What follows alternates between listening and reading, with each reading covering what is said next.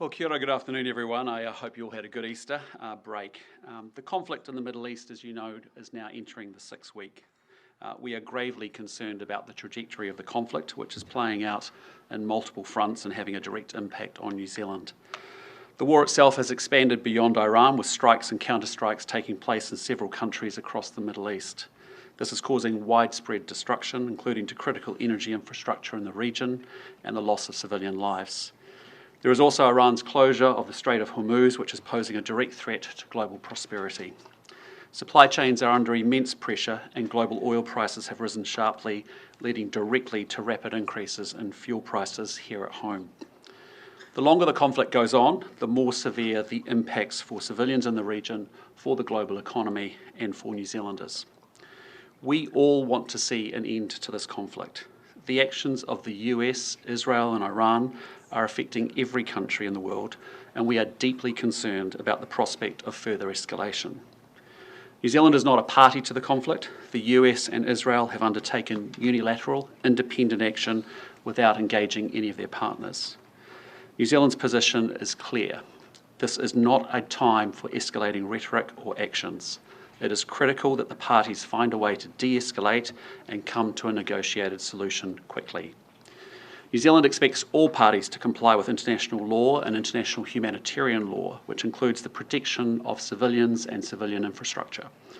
Freedom of navigation is also a fundamental principle of international law, and New Zealand has joined like-minded partners in condemning Iran's closure of the Strait of Hormuz and calling for it to be reopened.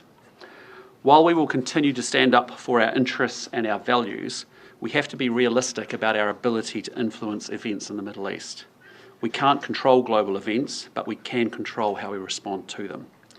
Domestically, our focus must be on staying ahead of the potential risks to New Zealand and minimising the impacts to inflation and growth on our economy and our people. That's why we as a Cabinet are placing significant priority on our economic response, and as part of that we have developed the National Fuel Response Plan. As per the latest update published yesterday, New Zealand continues to have sufficient fuel stocks in the country and there is more on the way. Any fluctuations in the stock levels are within the normal bounds, and fuel importers have not reported any issues with future orders or future shipments. Therefore, we remain at phase 1 of the National Fuel Response Plan. But this conflict is volatile and unpredictable, so it is very prudent that we plan ahead for any further disruption and stay ahead of the risk. We have been clear about the criteria that might trigger an assessment on whether a change in phases is needed. Our strategy, of course, is to take strong actions in phases 1 and 2 so that we can avoid an escalation to phases 3 and 4. But we are engaging with the fuel industry and other key stakeholders about the priority bands and how that would work in implementation for phases 3 and 4 if needed. During phase 1, we're also maintaining regular engagements with international partners. As you know, I've spoken to several world leaders since the conflict began, including the leaders of Singapore and South Korea, which is where New Zealand gets the majority of our refined oil. Singaporean Prime Minister Lawrence Wong gave some remarks last week, which you may have seen, where he referenced the importance of Singapore's partnership with New Zealand. New Zealand supplies food to Singapore, and Singapore supplies fuel to New Zealand.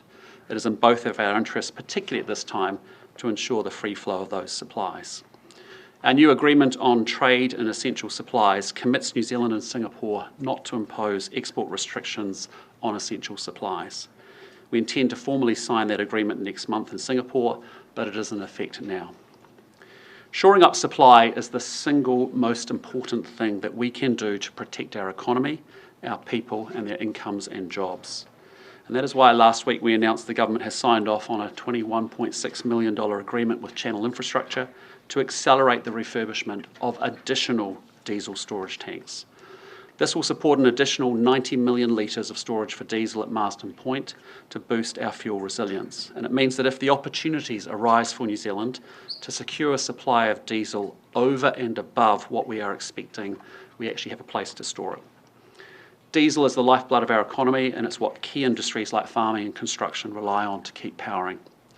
Price increases have been particularly sharp for diesel, rising at a much faster rate than petrol and jet fuel. And that is due to the strong and inflexible global demand and the disruption to diesel refineries which have been most impacted. It is understandable that diesel users want relief from rising prices, and we are acutely aware of the pressure that all Kiwis are feeling. But seeking to alleviate that pressure for everyone would be unaffordable and irresponsible. New Zealand has learned the lessons from COVID the hard way. The short-term gains that people experienced from spending decisions made during the pandemic resulted in long-term pain in the form of high inflation, high interest rates, high debt, and a prolonged recession from which we had just started recovering before the conflict began. Any support we provide must be balanced against the need to minimise the impact of the conflict on inflation and growth, and to protect our economy in the long term. And that's why we've delivered targeted, temporary and timely support with an extra $50 per week for low and middle income working families. And today, of course, is the first day that eligible families will receive that support. For those who are paid fortnightly, their first payment will be received next week. We've also announced last week a 30% increase to mileage rates for health and community support workers, which took effect last Thursday. Tomorrow, Reserve Bank Governor Dr. Anna Bremen will announce the bank's decision on the official cash rate. We know that the conflict will impact New Zealand's inflation and growth. How much of an impact will depend on the length and the intensity of the conflict, but as a government we will ensure that our decisions minimise that impact as much as possible. Look, I have a hard stop at 3:25, as you know. I've got a swearing-in ceremony with the Governor-General for our two new ministers, Cam Brewer and also Mike Butterick, which I know many of you will be attending. Today also I just want to acknowledge it's the last day for Shane Retty and Judith Collins as ministers. Again, I pay tribute to them for their immense contribution to our government. With that, happy to take some questions, but we'll stop at 3:25.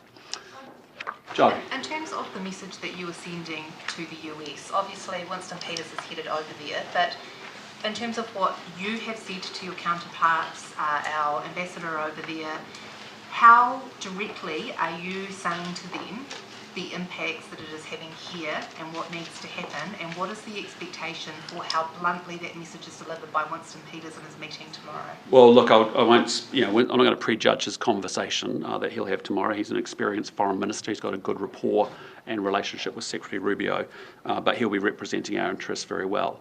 Our message is very clear, which is that escalating rhetoric and escalating actions, frankly, at a time like this, are not helpful.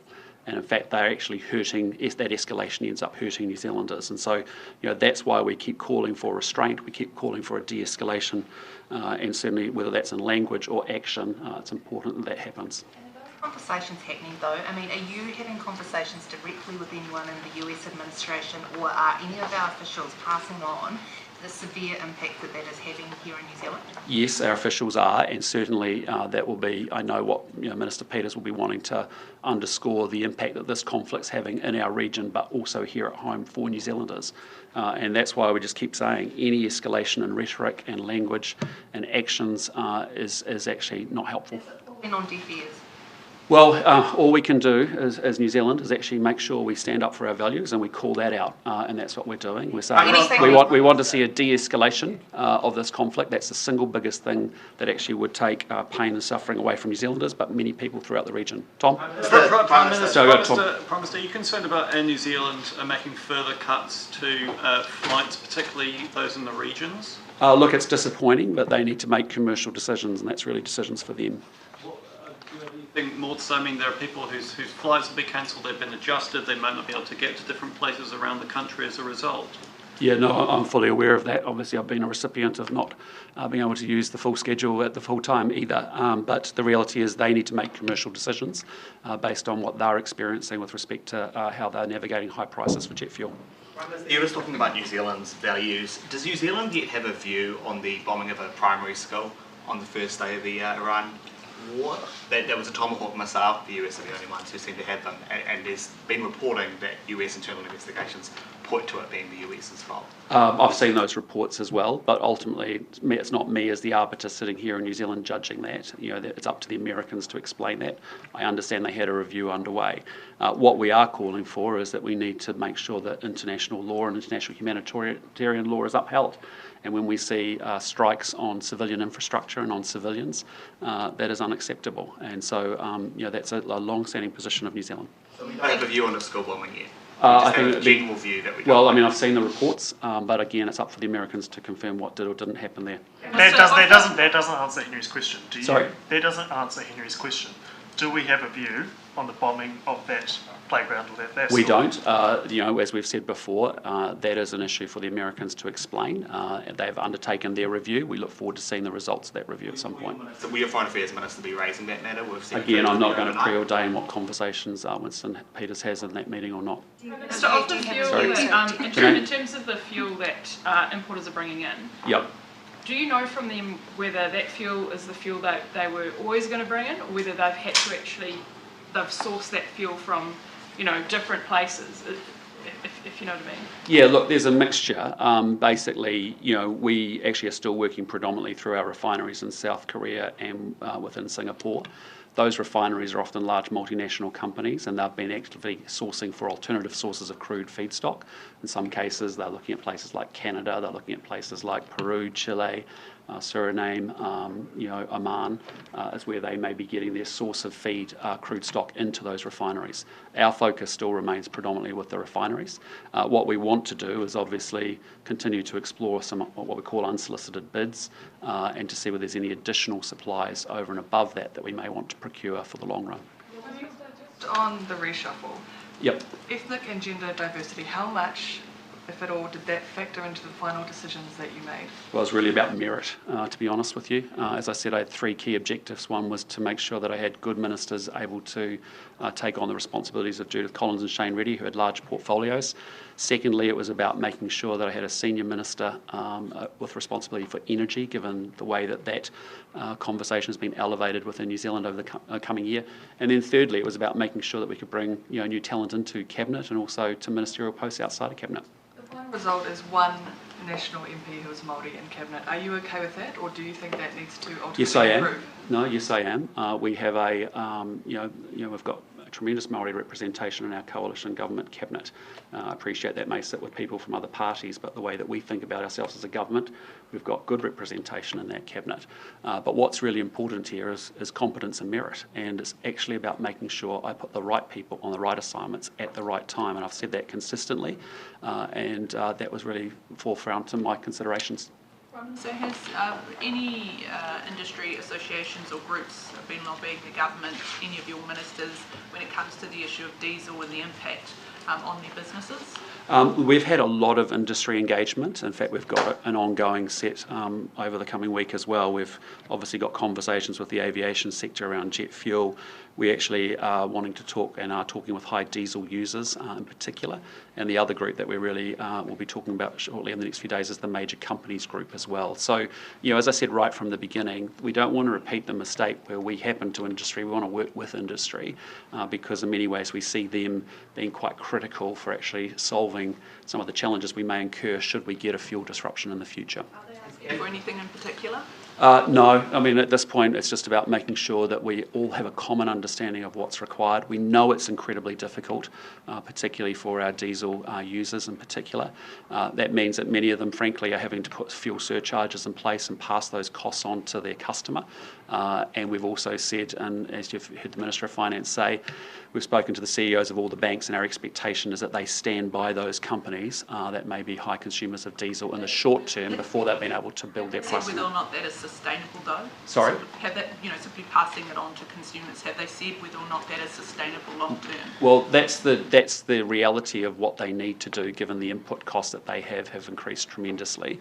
What we need to do as government is focus on making sure we can secure additional supply and storage given how important it is actually for our economy.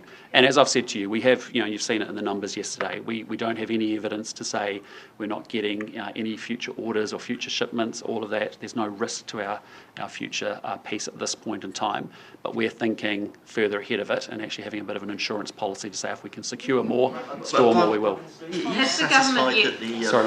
satisfied that fuel importers are keeping their tanks as topped up, I guess, as they could while we were all looking for extra storage? I mean, we understand that they have the capacity for 52 days of petrol and 41 days of diesel, but they don't seem to be getting sort of that close to filling that up. Should they be topping that up more at this stage? Well, as you know, they've all got minimum legal obligations that they need to hold in terms of minimum stock holdings. We obviously, as we talked about yesterday, diesel's at 51.5 days. I think petrol's at 61.9. I think aviation fuel's at 50.1. So there's enough storage, and there's enough storage in the country for that quantity to happen. And I know initially, I think New Zealanders have been actually really good. I mean, initially in that first week, we saw a little bit of people consuming, a little bit of stock taking. But since then, it's actually been very stable in terms of consumption data. So it's been pretty good. Okay. These figures are for sort of for in-country storage. The tanks, 52 days of petrol, 41 days of diesel. But the figures that are coming through seem to show that they're being consistently filled about 2/3 full. Look, we're really comfortable. The key thing we've got to look for in phase one is making sure that there's no disruption to future fuel supply orders or shipments, and there hasn't been. As I said, we've got good quantities in country within our EEZ and on its way. And so, we're very comfortable with where we sit today.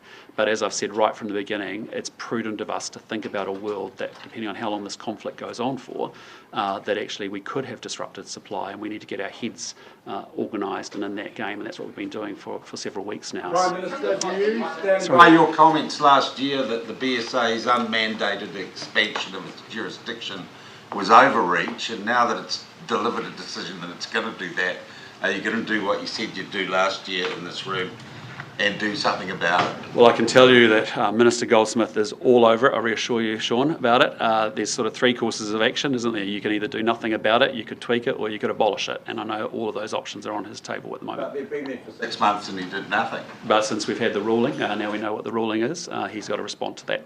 Prime Minister, are you comfortable when the Defence Force went to the Sorry? Middle East? When the our Defence Force went to the Middle East to evacuate people, bring people back to New Zealand, did we send any SAS members? Again, I don't talk about the operations of our special forces, but suffice to say, I just want to be clear on the two aircraft that were sent into the region. They were really there to design in case we needed to get people from difficult circumstances where they couldn't get to a commercial airline hub. They were never intended to bring people home to New Zealand. They were there to get them from an unsafe place to a safer place so they could connect with commercial flights. And as you've seen, the commercial flights have been, the schedule's been working fairly effectively for any Kiwis that want to come home. They've been able to do so. Sorry, Jen. Are you comfortable leading a party in the 20s? Well, again, I won't comment on polls. There's a lot of them. As I said, I'm very focused on doing my core job, which is making sure we navigate this fuel crisis well.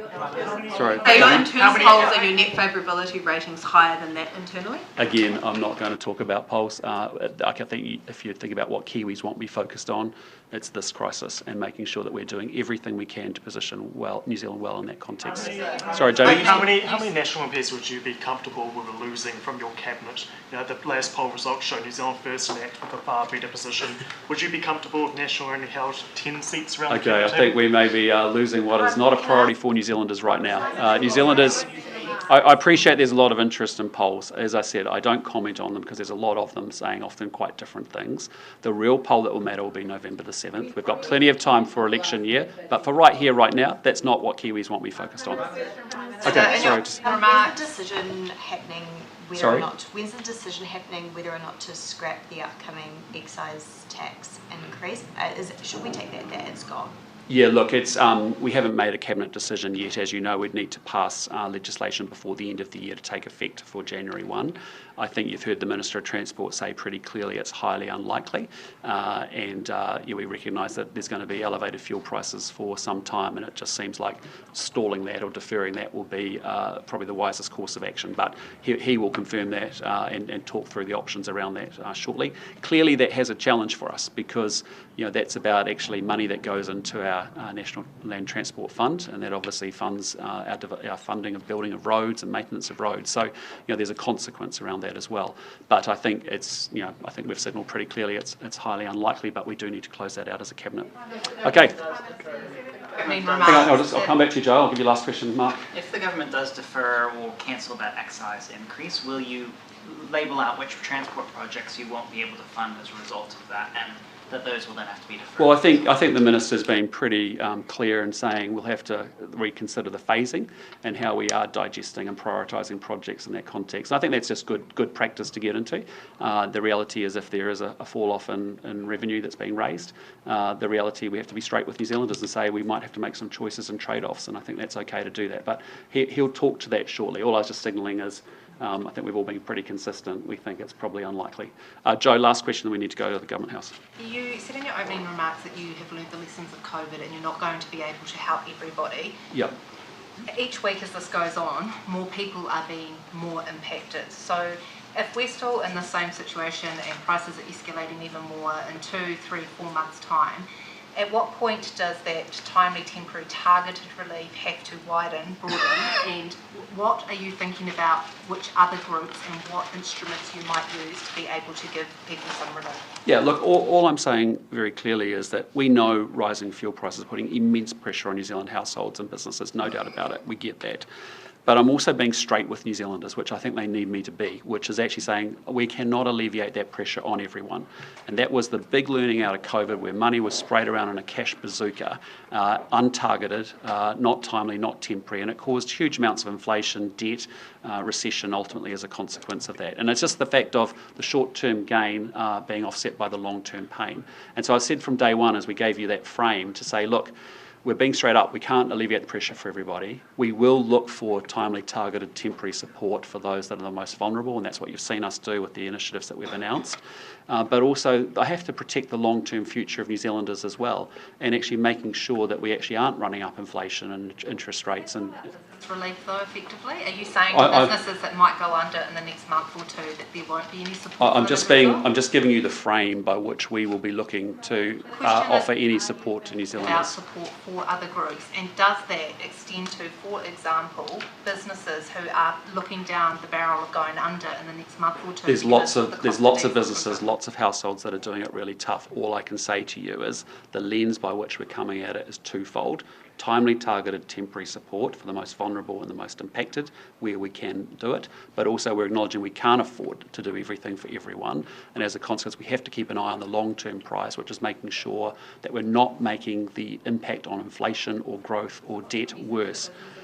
Today, then? Well, I think the frame's pretty clear, that we're acknowledging up front we cannot alleviate the pressure for everybody, but we do have a framework around timely, targeted, temporary support, which I think most New Zealanders would understand and appreciate. And they also appreciate and understand that we have a job to do to protect their long-term interests and that of the economy too.